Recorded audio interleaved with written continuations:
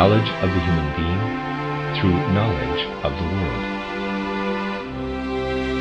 The lecture I offered yesterday contains some things that may seem far afield. Yet if we want to perceive truly the spiritual and social necessities of our time, we must familiarize ourselves with these sorts of concepts about the world. Our thinking and our sensations, indeed our whole being, must be filled with the feelings that come from these concepts. I would like to briefly summarize the main thrust of yesterday's discussion. It is something that was already known to us, in a more abstract way from other perspectives, that the substance of the human being is actually comprised of a twofold organization. We could even go so far as to say it is comprised of a threefold organization, but nowadays we factor in that third intermediary aspect to a far lesser extent. First, we have the organization of the human head, and then we have the organization of the rest of the human organism, the limbs and the torso.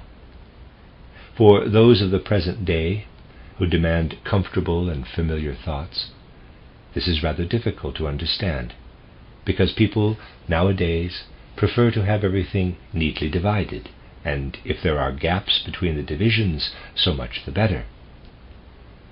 Thus, when one speaks of the head and the rest of the body, people like to imagine it like so.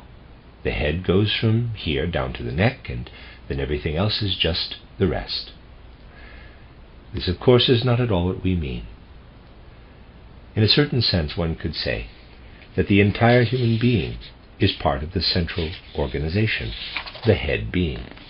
This aspect of our organism simply expresses itself most clearly in the area of the human head.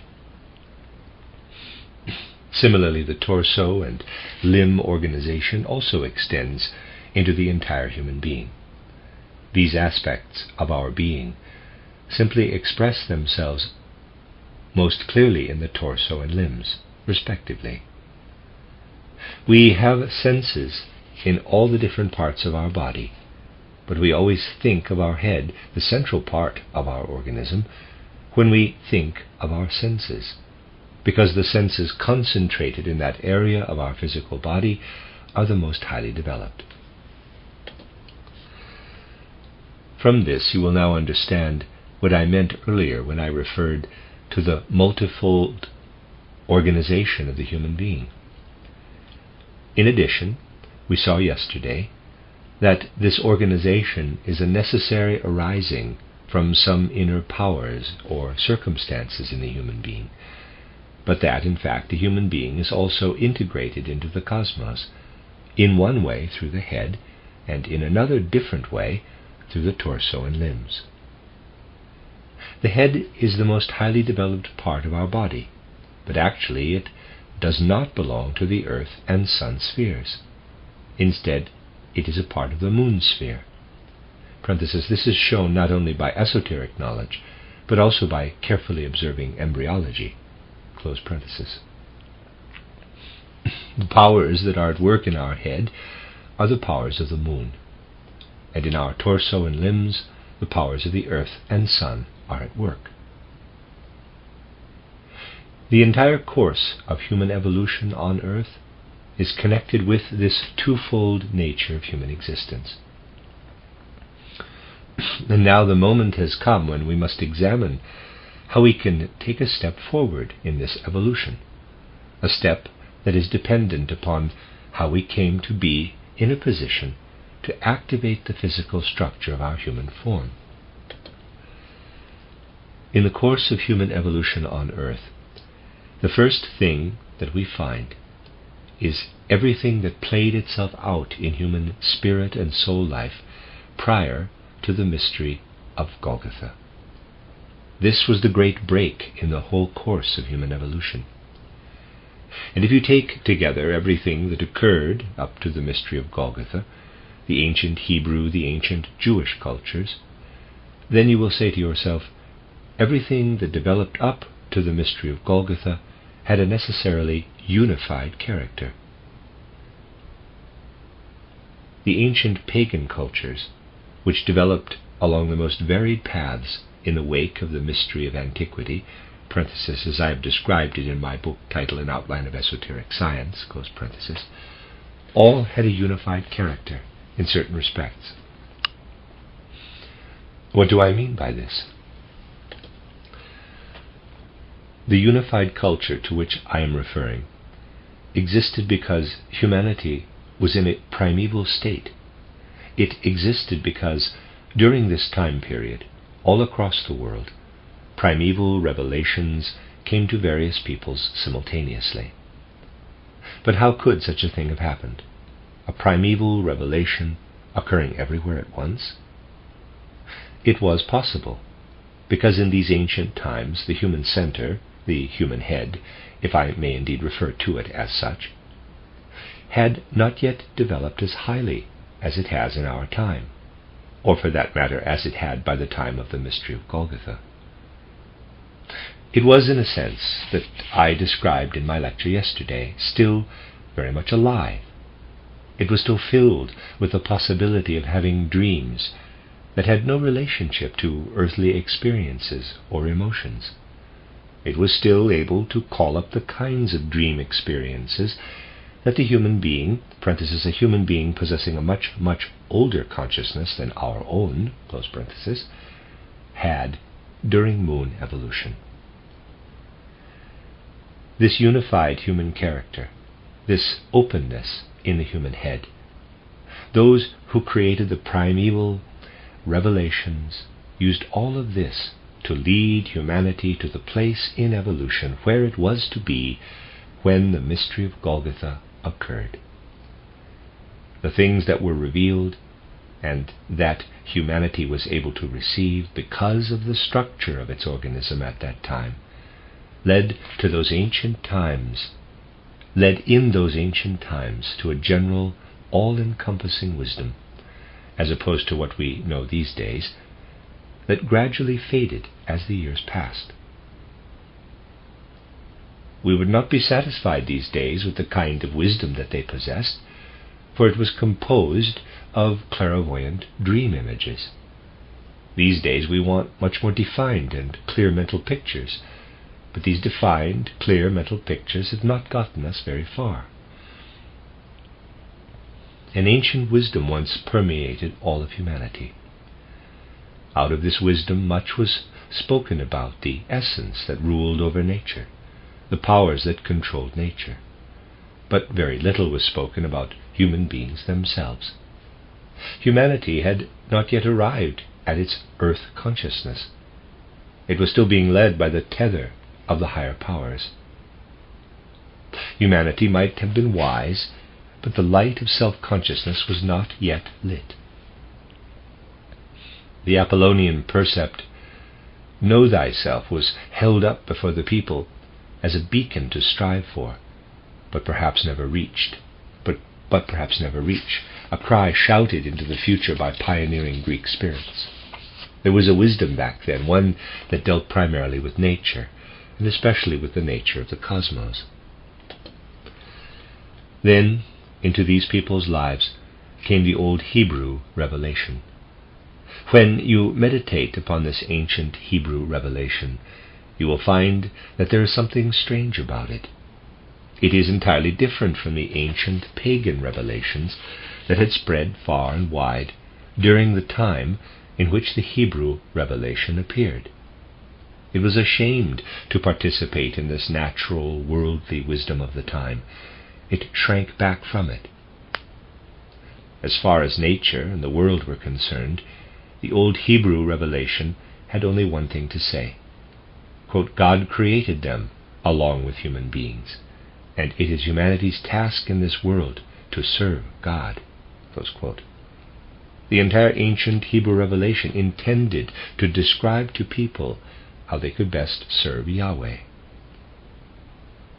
What part of the human body was called upon in this ancient Hebrew revelation?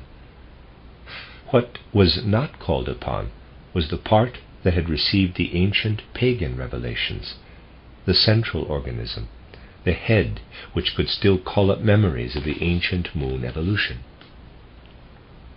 When it came to Hebrew revelation, this part could not be called upon. Instead, an appeal had to be made to the rest of the bodily organism, the limbs and torso. But remember, I said yesterday, that these other parts of the human organism can still understand and take up what comes from the moon, because they are creations of the sun. And so, what comes from the moon is what, in its most extreme form, leads people entirely into illusions, and can also lead to inner revelations. This is the unique content of the Hebrew revelation. It is first and foremost concerned only with the human being. The human being stands at the center of this ancient Hebrew revelation.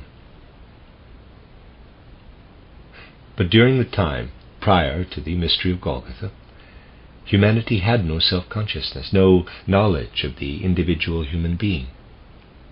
Therefore, this ancient Hebrew revelation traveled a path to humanity by way of something else, namely by way of the Jewish culture, the Jewish people as a collective. The Jewish religion was initially not a religion of individual human beings.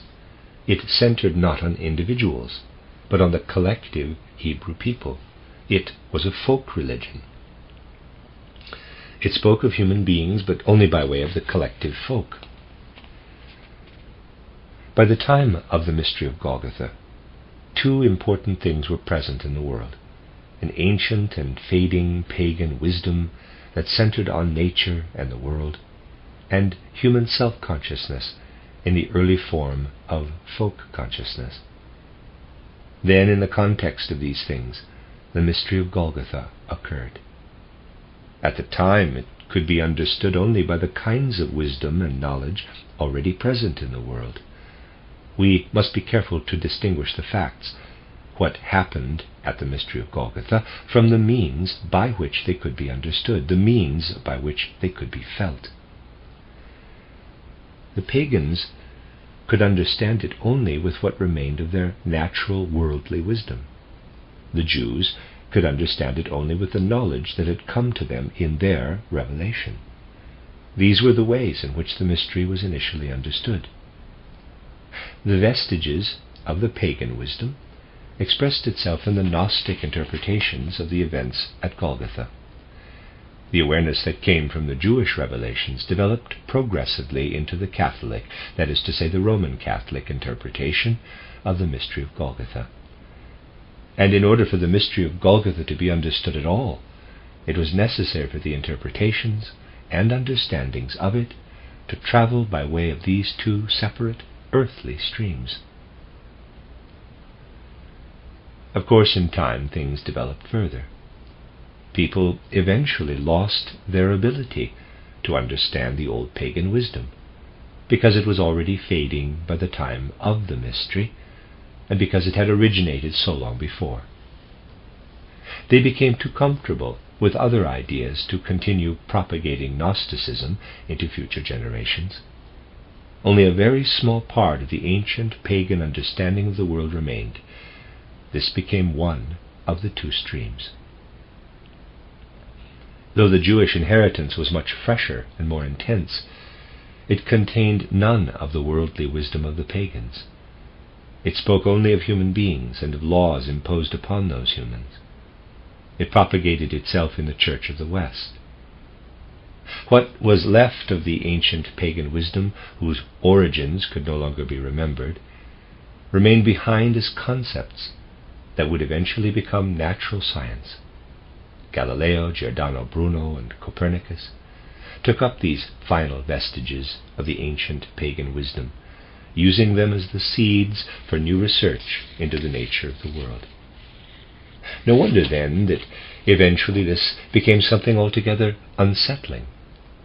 Only the very last abstract vestiges of the ancient pagan wisdom remained to be utilized in understanding the things that were received through the new medium of natural science. And no bridges were to be found between this wisdom and what human beings knew from their experience of the Jewish revelation. Things moved forward in this way. and it is in this state that they continue to exist to this day. We have now a science that is working with only the very last shards of the last nuggets of ancient pagan wisdom, from which it can derive no means of understanding human beings at all. Consequently, this science reached its zenith in the 18th century, foregoing any actual understanding of the human being, and choosing instead to understand what happens when you see a human being as the final result in a chain of animal evolution. Not to understand the human being, but rather to understand the most highly developed animal and call that a human being, this was the ideal of that science, working with the last broken shards of the final nuggets of pagan wisdom. Everything associated with the Jewish revelation gradually lost the possibility of saying anything about the natural world in what it had to offer about the human being. Take a look at theology in the form into which it has now developed, and see if you can find anything that would offer a satisfactory explanation for our modern consciousness of even the most simple natural phenomena.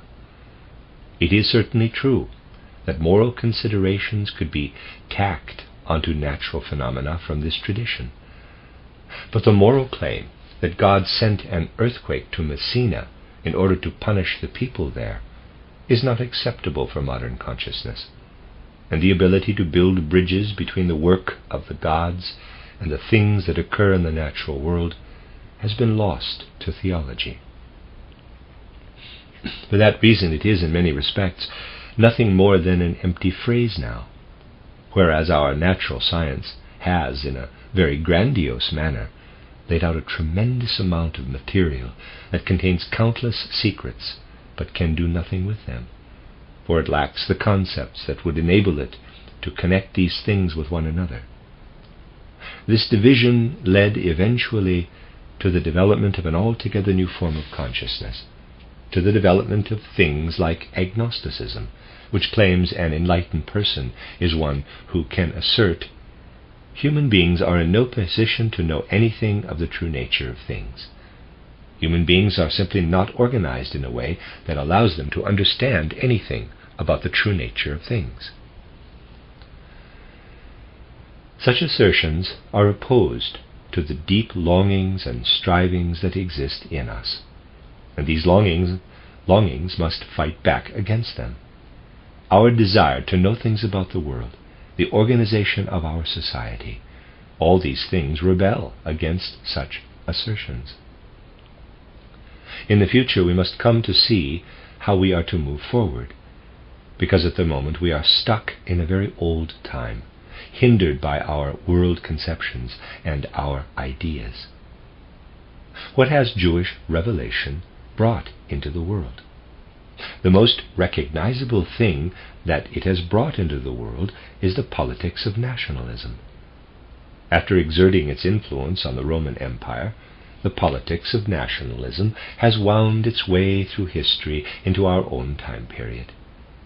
And what are the most influential people in politics currently striving to do in the world? Stir up nationalism. But this is politics that comes from ancient Hebrew culture. In terms of our public life, we have not yet moved on to Christianity. We are still living in the Old Testament, and it is part of our mission in these times to move society toward and into Christianity. But this advancement cannot occur unless it is supported by a similar progression into Christianity in the scientific fields. For that, however, it is essential that we come to truly understand the human being. Take a moment to reflect on my book titled An Outline of Esoteric Science.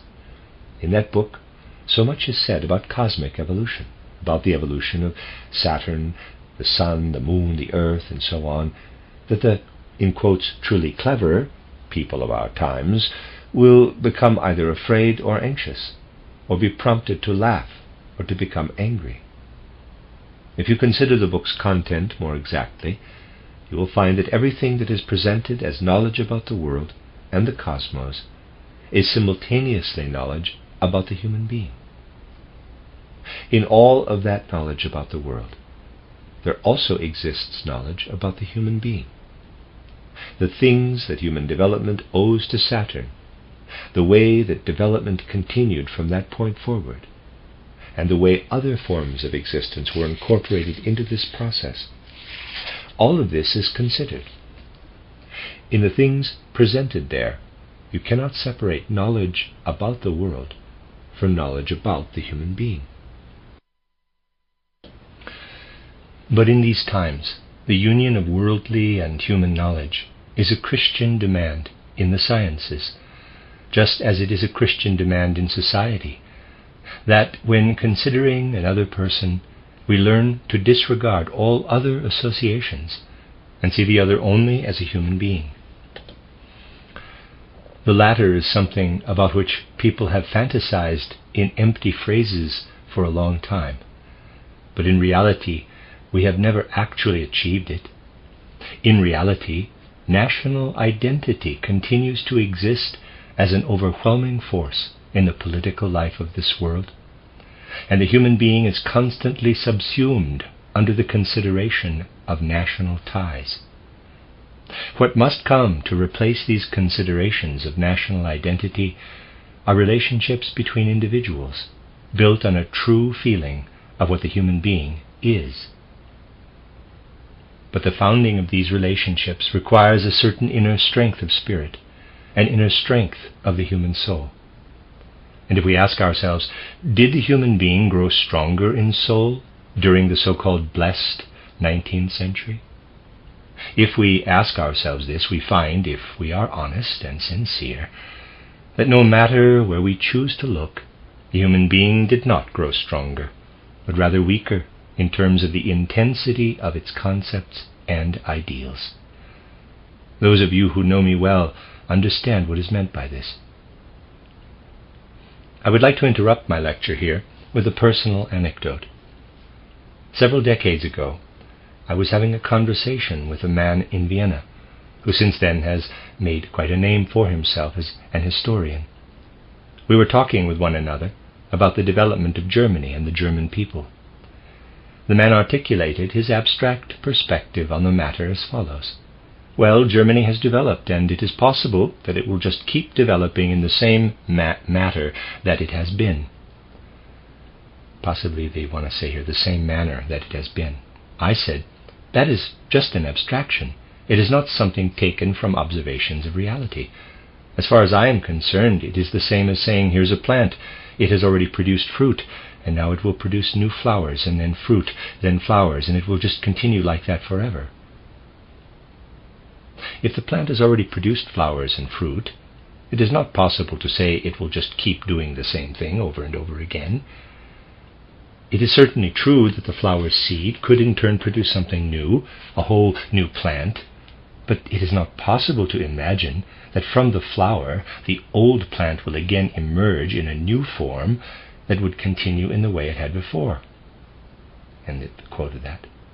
I went on to say, quote, the substance, the essence of German existence, came to fruit and flower in the time of Goethe, Schiller, Herder, and Hegel. That was a high point.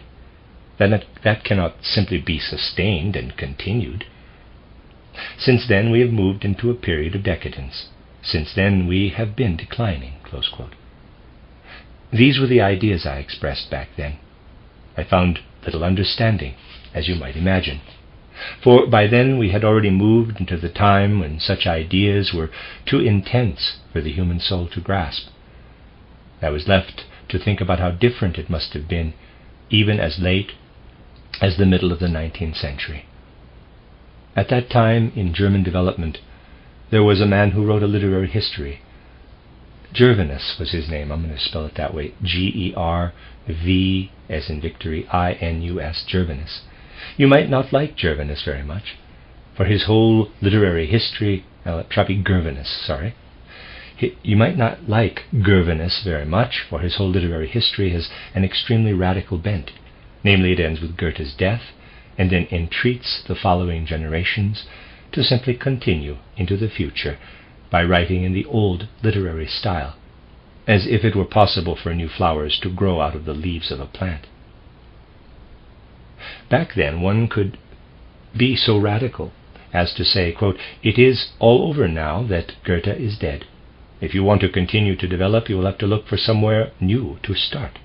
Close quote. Gervinus was not able to offer all of this, but he at least saw the conclusion of the old and drew a sharp line under it. It is certainly true that since that time a lot of beautiful poetry has been written in Germany, but it has all been in imitation of the greats. The essence that flowed in Herder, Goethe, and Schiller flows no longer, nor is the philosophical essence, the essence that flowed in Hegel or Schelling, the essence that flowed in Fichte. Only once since then has a new tone been brought into the world, and that was when Hammerling, later in his life, wrote title Homunculus, but that also became a satire. Even back then, the call for something new, for some true understanding of the beginning of an entirely new civilization, was already waiting at the door. This call for a new beginning needs now to permeate the entire world, for therein lies the only hope of salvation for the future of human evolution. Everything must be wiped out that does not further that evolution. You can clearly observe an outward indication of the kinds of things that need to be wiped out in the desperate way that old world conceptions are again being taken up nowadays. In order to say anything now, these old conceptions are called upon. One of the leading minds of contemporary Central Europe has made an assertion that clearly comes out of the decadent consciousness of these times, and that clearly shows the sort of thing that we cannot keep to in this day and age. This man poses the question, how can we return to moral life? He observes that the need for an older form of morality has shown itself in the last 5 years. This lie has been victorious in all peoples and nations. The old Hebrew Yahweh politics have taken such a strong hold on so many peoples that they now would like to believe that long ago in Palestine there was only one united Jewish nation. And so now all peoples want for themselves the kind of political support that the Jews in Palestine were able to get for themselves back then. They would like everything to be as it was. They would like to govern the world in a way that excludes all the annoyances of Christianity. The content is lacking. In these desires, people are clutching at things that actually are void of content. Instead of seeking new sources of morality and new fruitful spiritual worldviews, people ask, quote, what is to be the source of a new morality, close quote. And then they answer, quote, having power is an indispensable means for achieving something good in the world. Therefore you should strive to gain the power necessary, parenthesis, if you do not already possess it, close parenthesis, for doing good, close quote. People would like to have something good to do in the world, and they beautifully advise one another to seek the power to do that good. A second justification for this new ethics is as follows. With the power that you already possess, you can do some good. Therefore you should always use the power you have for the achievement of good. But first you must have some good to do. First you must be able to recognize what is good. The advice that people give is the opposite of what spiritual science must spread throughout the new human civilization. For spiritual science has nothing to do with trying to find something on the basis of having power. You can only find something on the basis of power when you are working with a group of people collectively. When one human being stands before another, it is impossible to found anything on the basis of power. It is only possible to found something on the basis of the things that can develop in the human being so that the other person has some worth. We all have a worth to discover and to develop within ourselves, that will allow us to accomplish something for the sake of humanity. And each of us must simultaneously develop within ourselves a receptivity that allows us to recognize this worth in others. This is the only possible means of forming a foundation for the morality of the future, to develop our own individual worth and to become able to recognize that worth in others. To put this another way, all morality will have to be built on real trust, because people did not want to move toward this perspective. They could not understand the moral demands found in my book titled The Philosophy of Freedom. In that book, a so-called moral individualism was founded, built on the understanding that when everything that is to be developed in a human being is in fact developed, that individual has no need for external laws and is able to exert some influence on how people will behave when they interact with each other in daily life. At the time the book was published, I said to some people, quote, "Look at what we do when we walk down the road, some on this side, some on the other. Do we need to have laws in order to avoid bumping into each other? The fact that some people walk on the left and others on the right is simply a demand of existence, a demand that people quite sensibly observe." Close quote.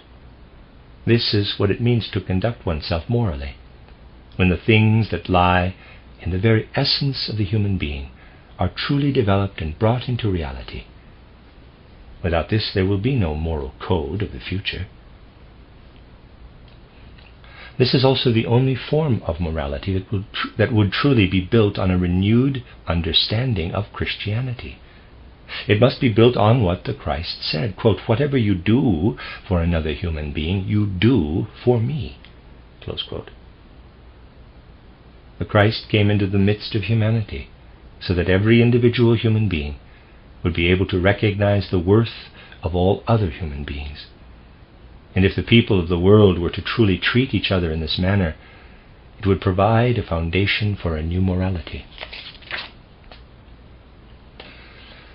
This would also mean that from our modern perspective, we would come to a new understanding of the mystery of Golgotha. This mystery of Golgotha is a fact, an event.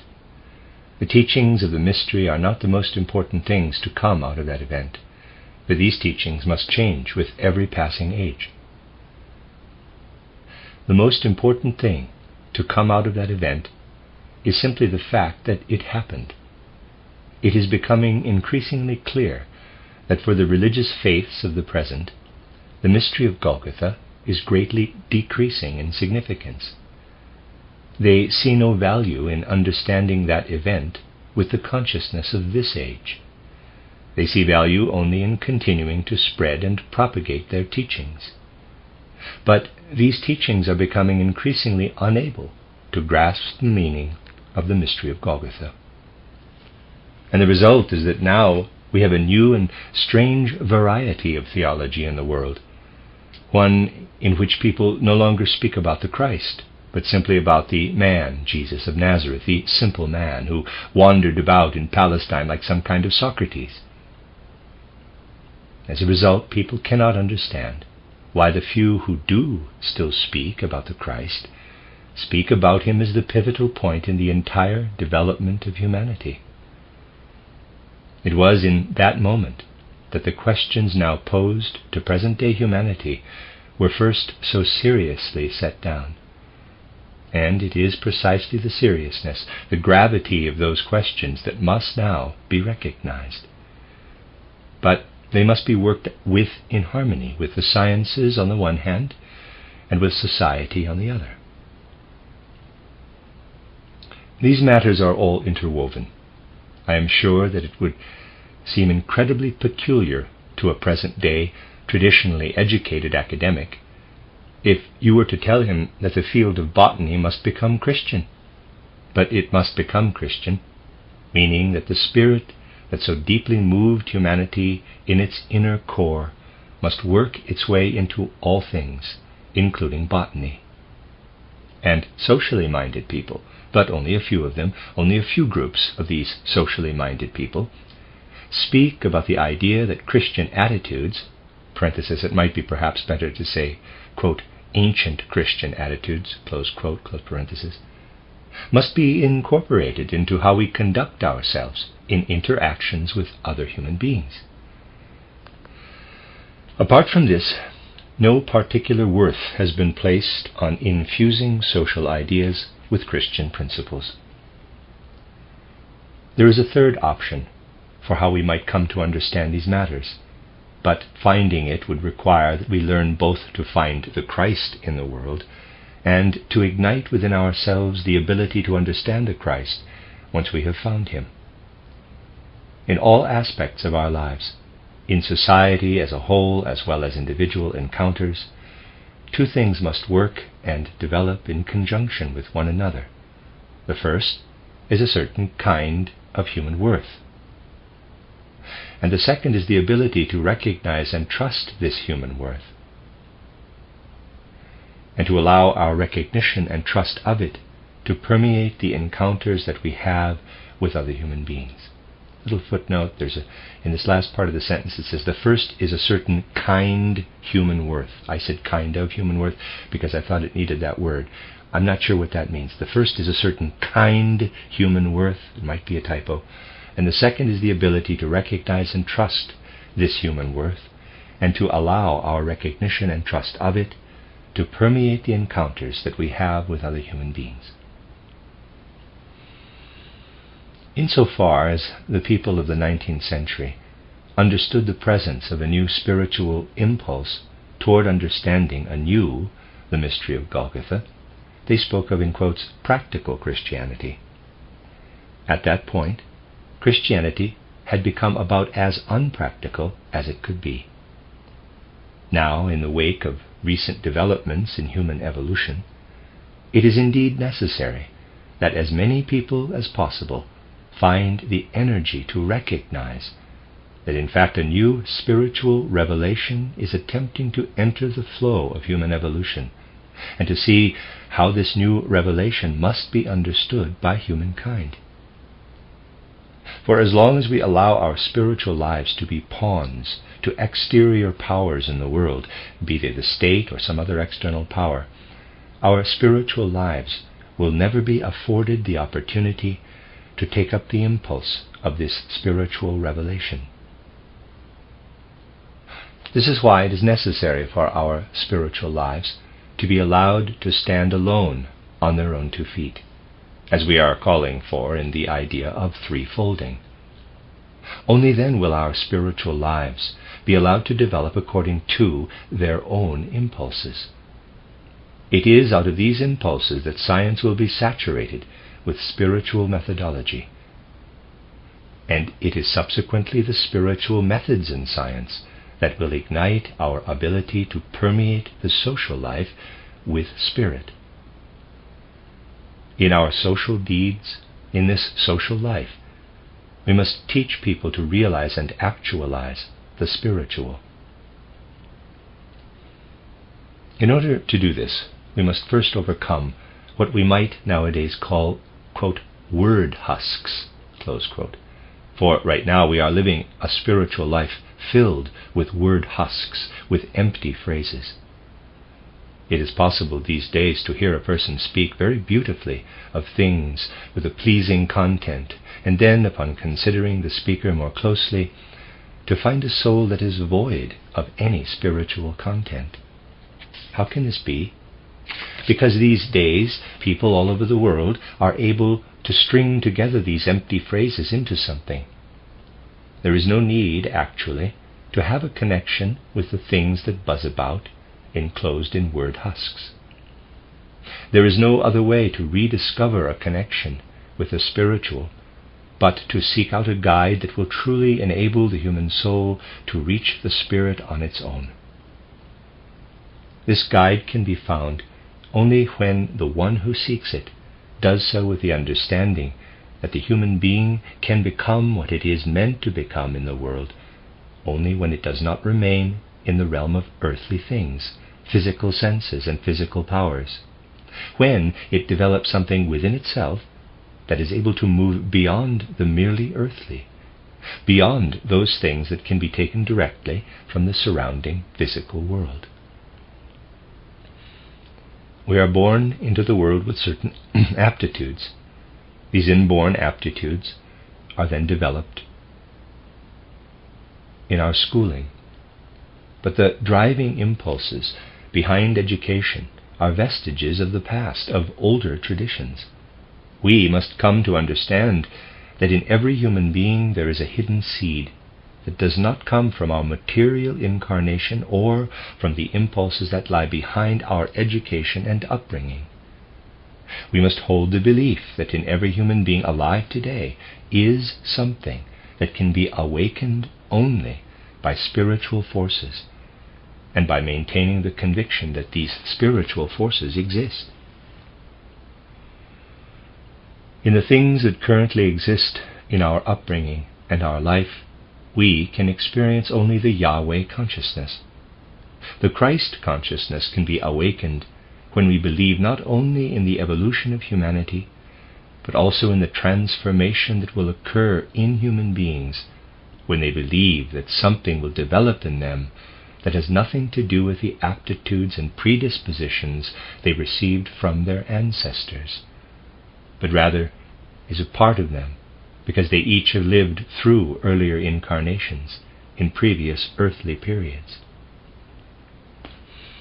At one time, the principle of lineage predominated in human existence and outshone the things that were carried over from previous incarnations.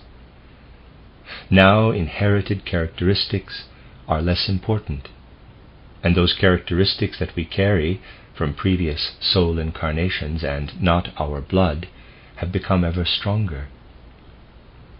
This is something that we each can bring to consciousness. And when it truly lives in the consciousness of even one human being, that person will encounter others with a set of feelings entirely different from what is typical nowadays. With these words I have described to you, parenthesis, though perhaps haltingly, for they deal with a very broad topic, close parenthesis, something we must incorporate into our evolution as human beings. When this demand is made on our lives, it is met with the harshest of judgments in the world. It is opposed bitterly. And I have had cause in the past to tell you about certain oppositions to what we refer to here as the anthroposophical worldview. I would like to tell you about two things of this sort today. Recently I read you a letter by our friend Dr. Stein, who illustrated, in a manner refreshing to the heart, the story of how a churchman was confronted when his assistant, in an attempt to account for a passage in the Bible that sounded somewhat anthroposophical, went so far as to claim, even Christ makes mistakes. That is what he said. So not he, the churchman, is making a mistake, but rather Christ.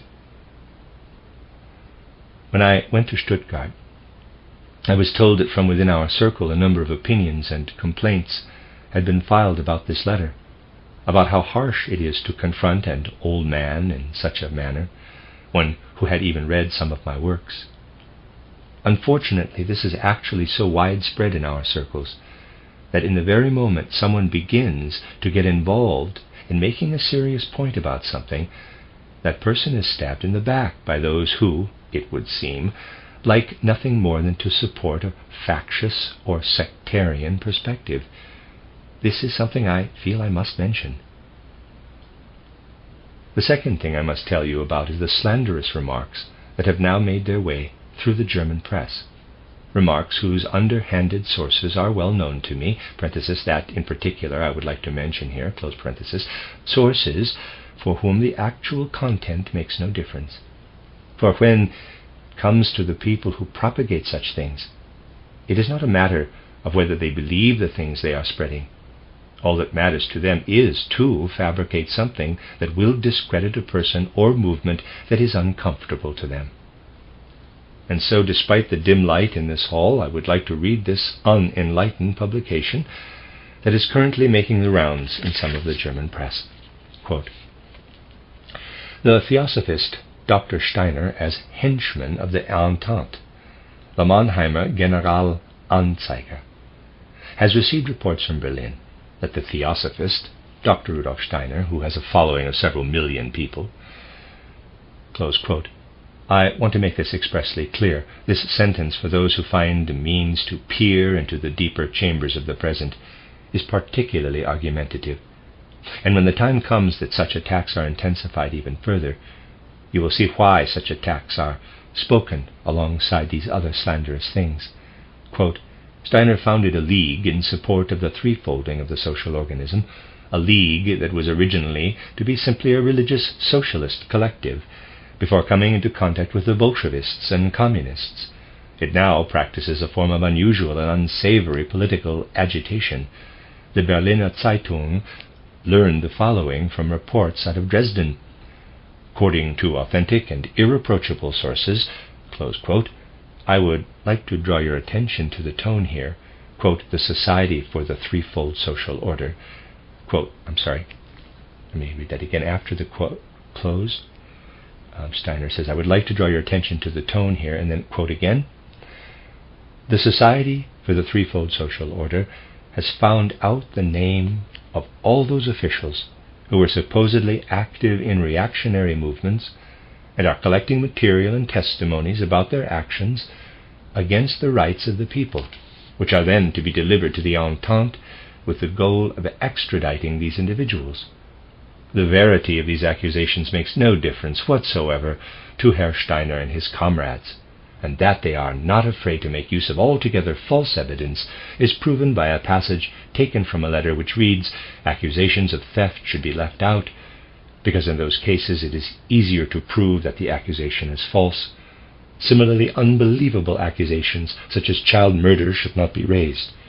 Close quote. Now, that every sentence, every word is, forgive me for using this expression here, a stinking lie, that goes without saying. But these things are fabricated now at the present moment. They indicate that the things coming out of the spiritual stream present among us are taken seriously enough that such vicious means are considered necessary to oppose them. You can rest assured, little sectarian movements, meaning those that are supposed to have only a small number of members, are not bombarded with these sorts of things.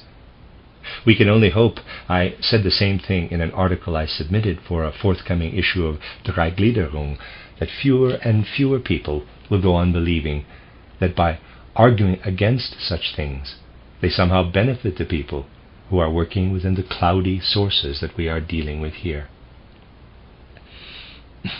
These people are exceptionally uninterested in what someone might say in response. They have no concern for actually touching upon the truth. They are only interested in fighting, in this manner, against everything that is supposed to move into humanity in the form of a new spirituality. They follow the powers by which they are possessed. I have presented this example to you so that a feeling of the serious nature of these things might be called forth, a feeling that actually must be predominant for all those who feel any serious connection with the anthroposophically oriented spiritual science offered here. It is difficult to find the words, which are not really there in the dried out language of today, to awaken this sense of urgency in the soul. It is so very necessary. But our souls are often lamed or paralyzed. Those things that must fill and penetrate our souls, if we are not to fall into a period of all-out decadence, by and large do not enter into them. We cannot continue to act according to ancient wisdom. We should no longer call those things that we take out of ancient streams, in quotes, ideals. We should always make ourselves increasingly aware of the fact that something entirely new must be erected in human evolution.